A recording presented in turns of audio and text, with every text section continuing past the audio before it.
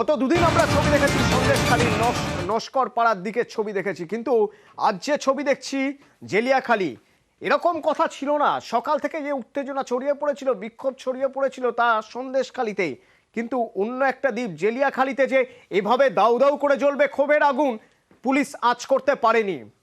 Police আঁচ করতে পারেনি বলেই পুলিশ সতর্ক ছিল না এবং সেখানে কোনো পাহারা ছিল না। অথচ এই যে পোলট্রি ফার্ম, এই যে বাড়ি দেখছেন আগুন জ্বলছে, শিবু হাজরার বাড়ি, তার আগেই উত্তম সর্দারের বাড়ি ভাঙচুর করা হয়, পোলট্রি ফার্মে আগুন ধরিয়ে দেওয়া হয়। তখনও পুলিশের মনে হয়নি জেলিয়াখালীতে শিবু হাজরার বাড়িতেও আগুন লাগানো যেতে পারে। না, মনে হয়নি। তার কারণ এই জেলিয়াখালী খাস তালুক বলা হয় শেখ শাহজাহানের। যাবতীয় মিটিং প্ল্যানিং এই জেলিয়াখালীতেই তার সাগরেদদের নিয়ে করে থাকেন। আর এখানেই শেখ শাহজাহানের সাগরেদ শিবু হাজরার বাড়ি, সেই বাড়িতে যে আগুন লাগানোর সাহস পাবে কেউ, তা বোধহয় পুলিশ বুঝতে পারেনি। কিন্তু লাগলো আগুন, জ্বললো পুরে ছাড়খাড় পোলট্রি ফার্মও।